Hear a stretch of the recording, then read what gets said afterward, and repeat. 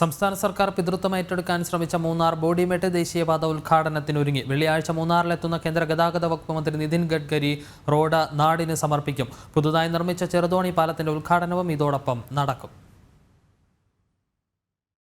തേയിലക്കാടുകൾക്ക് നടുവിലൂടെ മലഞ്ചെരിവുകളെ ചുറ്റി ഒരു മനോഹര പാത.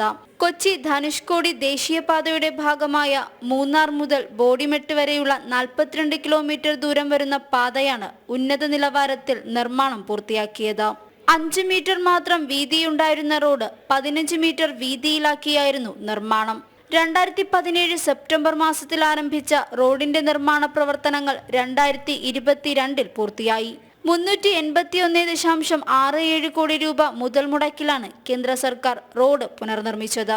ഇതിനിടെ ഗ്യാപ് റോഡിൽ തുടർച്ചയായി ഉണ്ടായ മണ്ണിടിച്ചിൽ റോഡ് നിർമ്മാണത്തെ പ്രതികൂലമായി ബാധിച്ചു.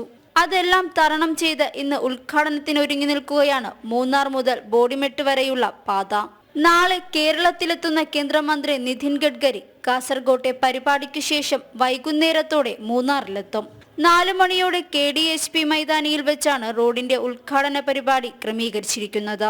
ഇതോടൊപ്പം ചെറുതോണിയിലെ പുതിയ പാലത്തിന്റെ ഉദ്ഘാടനവും മന്ത്രി നിർവഹിക്കും.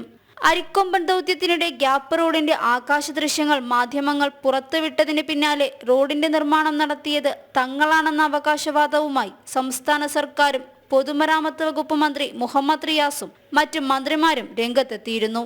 ഇത് വലിയ വിവാദങ്ങൾക്ക് വഴിവെക്കുകയും ചെയ്തിരുന്നു. ഇതിനു പിന്നാലെ 3 തവണയാണ് കേന്ദ്രമന്ത്രി നിതിൻ ഗഡ്കരിയുടെ അസൗകര്യങ്ങളെ തുടർന്ന് റോഡിന്റെ ഉദ്ഘാടനം മാറ്റിവെച്ചത്. മൂന്നാർ മുതൽ ബോഡിമെട്ട് വരെയുള്ള പാത ഉദ്ഘാടനത്തിന് ഒരുങ്ങി നിൽക്കുമ്പോൾ റോഡിലെ നിർമ്മാണത്തിൽ സംസ്ഥാന സർക്കാർ അവകാശവാദം ഉന്നയിക്കുമ്പോൾ ഉന്നത നിലവാരത്തിൽ ഈ റോഡ് പൂർത്തീകരിച്ചത് ആര് എന്ന ചോദ്യത്തിന് കൂടി ഉത്തരമാവുകയാണ്. ജനം, ഇടുക്കി.